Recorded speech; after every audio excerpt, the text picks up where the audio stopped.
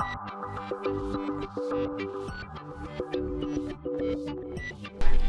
and welcome to my playhouse. And today I'm in Portugal and I still have issues with my mountain internet forwarding system. I tried multiple different charge controllers and that is not it. I do believe it's the battery that is fucked. It keeps cutting out for no reason whatsoever. So when the battery cuts out, let me explain. So welcome to On Top of the Washing Machine Tinkering. This is a cheap charge controller and it has solar panels there, it has the battery there, and it has the load there. So it can turn on and off the load. If the battery is low, it will turn off the load. If the battery is not there, this doesn't work at all. So if the battery disconnects, even though good sun is coming in, the battery is not gonna be charged because it needs to see the battery first. So when my big fat lithium ion battery on top of the mountain just cuts off and only shows 2.3 volts on the battery, well, the charge controller doesn't take the solar panel and forwards it to the battery, which would kick it on again. So what I've done a couple of times is to go up there and short out the negative from the solar panel and the negative for the battery, because the charge controller uses the negative part of there's the positive and the negative, and it turns off the negative lead instead of the positive. So when I connect the solar panels directly to the battery wakes up again and all is good until it randomly shuts down again, which is annoying. But I should probably get another battery. For the time being, I'm trying to invent a workaround. This is a DC to DC converter, so it gets some voltage in and it delivers some voltage out. My big plan was actually just to have a resistor and a diode going from the negative to the negative, but I don't seem to have resistors and diodes in my stock here in Portugal. Bit limited there, but I have brought with me actually two of these. So this one will take in a voltage and it will deliver out another voltage. So the solar panels up there are like 18 to 22 volts. So it can take in 18 to 22 volts and I can adjust that and have some other voltage coming out. So my big plan is to connect this directly to the solar panels, which means that I just make a wire that goes into these two and then connect this to the battery, which means having a wire that goes into the battery, and then adjust this so that the voltage is just about good enough for the battery, like what a battery would normally be at, 12 point something, maybe 12.6 volt for a lithium iron phosphate battery. And then this would kick on the battery if the battery is off, which means that early in the morning, if the battery is off, it will be turned on again, which is almost good enough. Still annoying, but a workaround. Guess this one comes with a little bit of extra circuit board. We don't need that. Okay, I have a bit of wire that was actually connected to the battery up there. We're gonna reuse that. And it does not need to be very long. So, not very long. And then we'll put... someone has forgotten this out in the rain or something. I need to have a serious talk with this guy.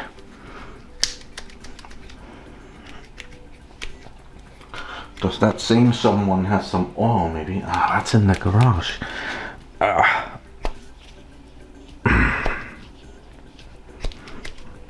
Okay, guess that's good enough.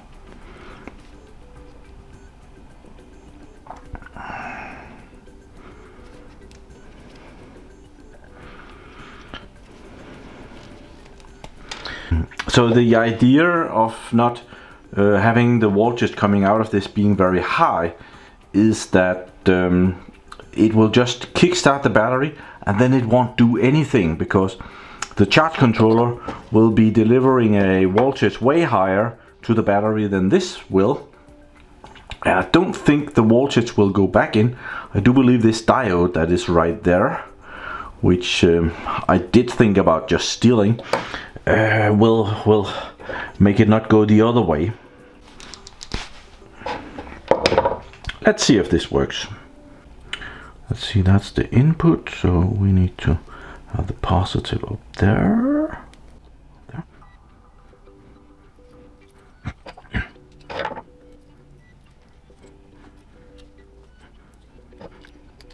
Okay, I was gonna tell you that this Ryobi battery would do very well as acting like a solar panel, because it gives out 18 volts up to about 21 volts, and that's about the same as the solar panels up there. So I made this ready and I connected it and nothing happened. And I think I brought one of those to Portugal that is broken.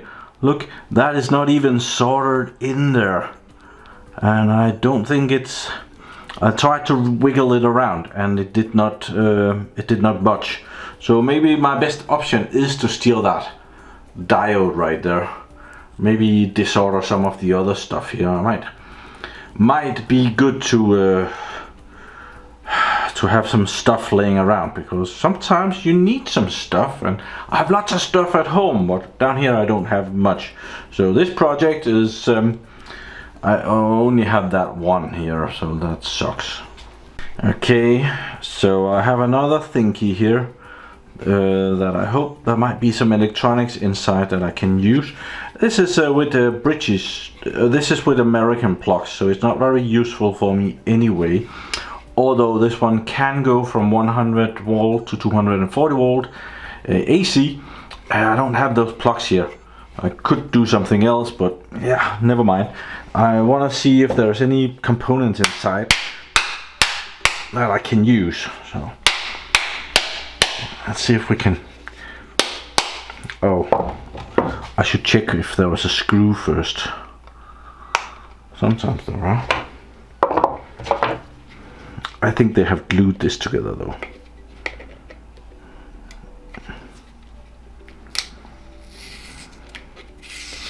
Yep, no screw. So,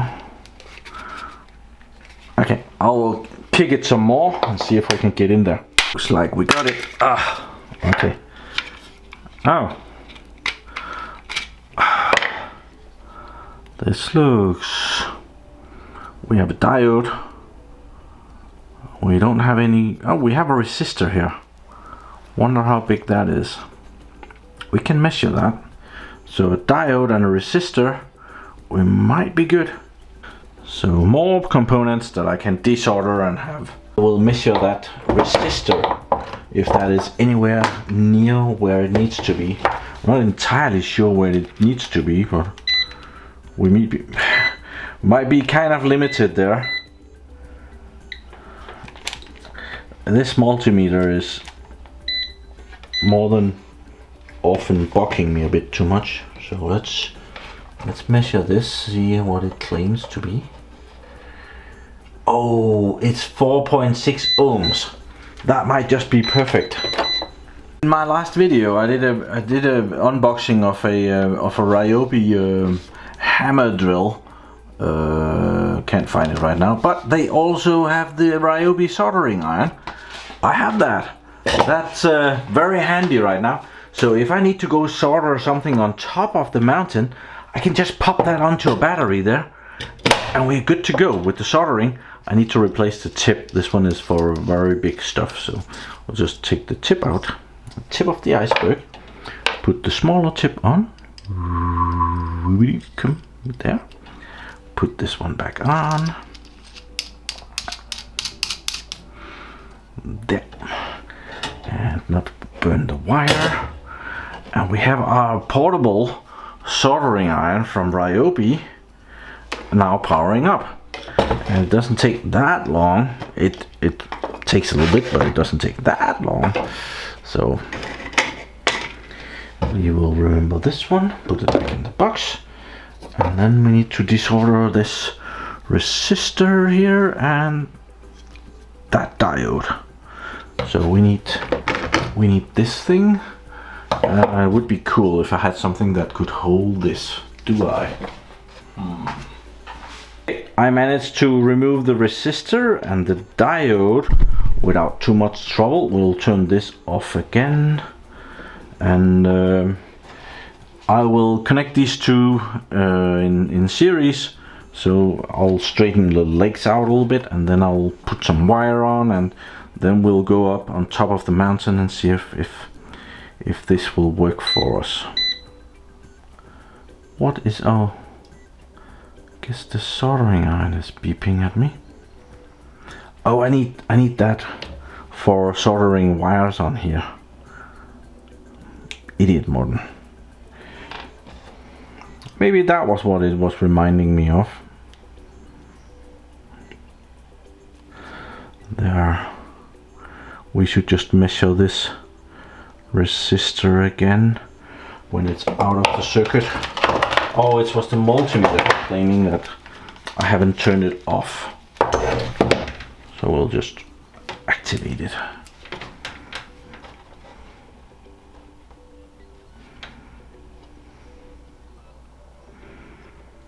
.7 ohms.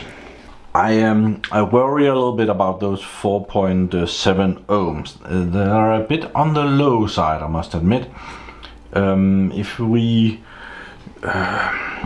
say that the maximum voltage out of those solar panels might be 22 volts, then the voltage over the diode is probably 0.6 volts, so that leaves 21.4 volts over the resistor.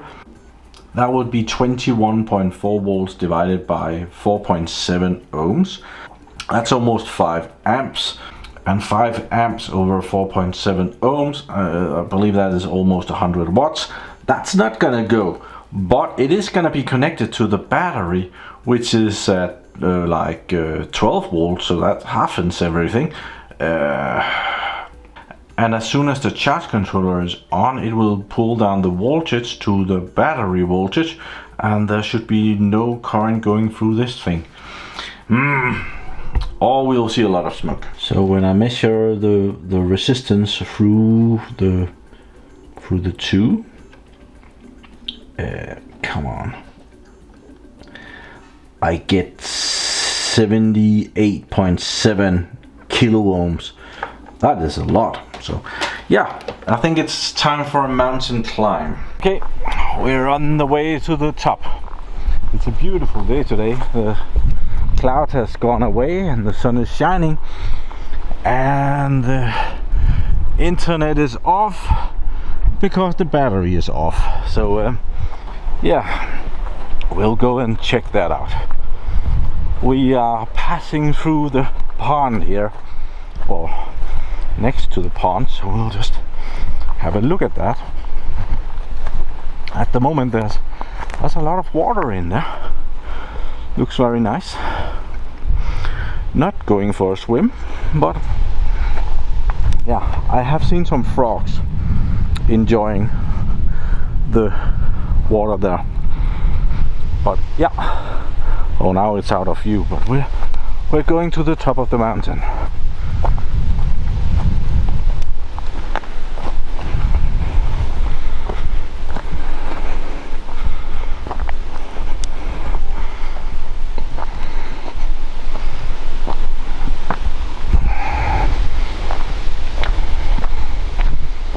And I was here in December with my mom and Jesper, and me and Jesper cleared the path all the way to the top with streamers.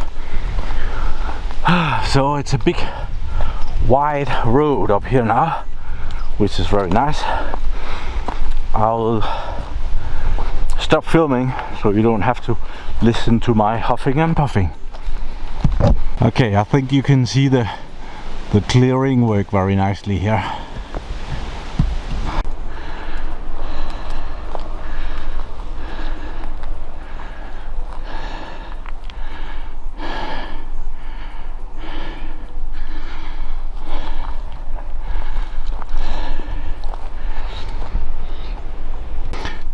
controller is off, even though there is good solar.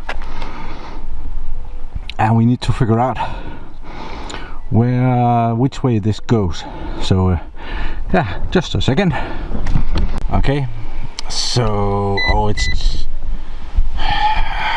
I need a new multimeter. This one is fucked. Oh, and this one is tired. Stay in there, you. Stop it.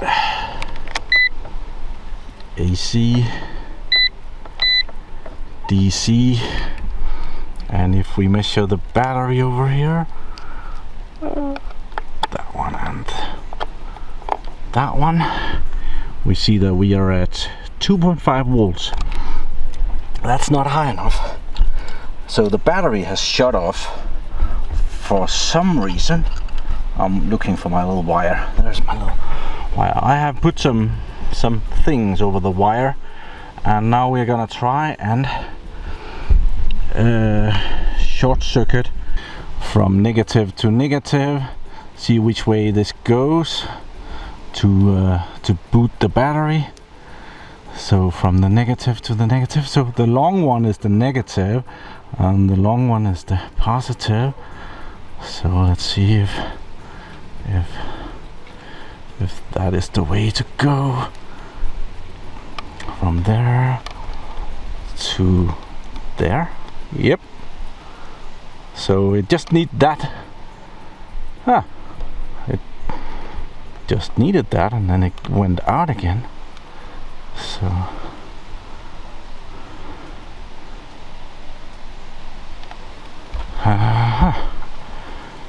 okay, it did actually come on. Battery is at 10 point something. That's very low.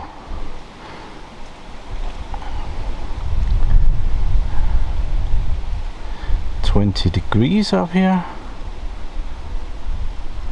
I'm running out of battery on my camera.